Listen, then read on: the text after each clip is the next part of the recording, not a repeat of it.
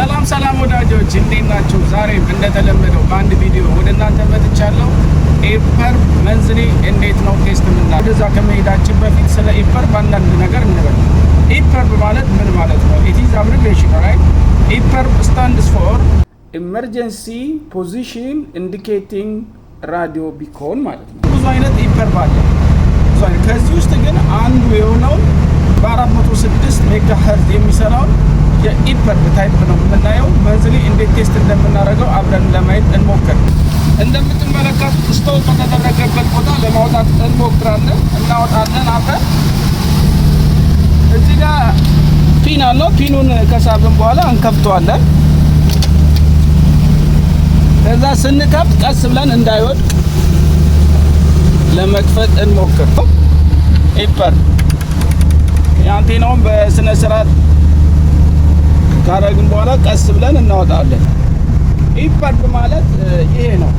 እንደምትመለከቱት ኤቭሪ ኮንዲሽን ሁሉ ነገር ቼክ እንደዚህ ካጸዳዳኑ በኋላ 406 ኢፐር ይላል። እንደምትመለከቱት 406 ኢፐር ማለት ኮስፓስ ኤንድ ሳርሳት በሚባል ሳተላይት ሲስተም በ406 ሜጋ ሄርዝ የሚሰራ ነው። ፊዚካል የሆነው ቼክ ካረግን በኋላ ባትሪው ቼክ እናደርጋለን። እንደምትመለከቱት 08 20 31 ላይ ኤክስፓየርድ ያደርጋል። ባትሪውን ቼክ ካረግን በኋላ ኤችአርዩ ኤክስፓየሪ ዴትም አለው። እዚህ ጋር ሃይድሮጅን ሪሊዝ ዩኒት አለው። እዚህ ጋር ኤችአርዩ ቼክ ስናደርገው 27 ላይ ነው እሱም ኤክስፓየር የሚያደርገው። ፊዚካል ኮንዲሽኑን ባትሪውን ቼክ ካረግን በኋላ እንዴት ነው ቴስት የምናደርገው የሚለውን ፋይናል ወደ ሆነው እንመጣለን።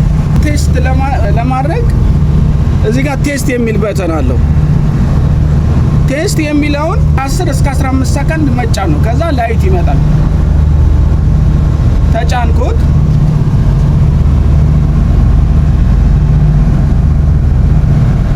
ላይቱ መጣ ማለት። ስለዚህ ይህ ኢፐር ትክክል ይሰራል ማለት ነው። በአጠቃላይ ምንድነው ይሄ በ406 ሜጋ ሄርዝ ትራንስሚት ሲያደርግ አለርት ኮስፓስ ሳርሳት ፒክ ያደርጉና ኦቨር ሪሌይ ያደርጋሉ ማለት ነው ወደ አርሲሲ። ስለዚህ አርሲሲ ራሳቸው ባጭሩ ስለ ኢፐር ብናወራ ከተባለ በጣም ብዙ ነው፣ በጣም ረጅም ነው። ግን ምንድነው ሞስትሊ ኦን ቦርድ በምንቆይበት ጊዜ አክቲቭሊ የምንሰራውን ስራ ጥቆማ ለመስጠት ነው። ስቶፕ ስናደርግ ፕሮፐርሊ ስቶፕ ለማድረግ ይሞከር።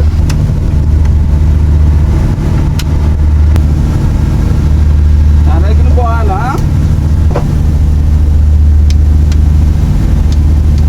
እንደዚህ ካወጣን በኋላ የፒኑን እንትን ያገጠምነው ፒናችንን አስገብተን በትክክል ማስቀመጥ ማለት ነው።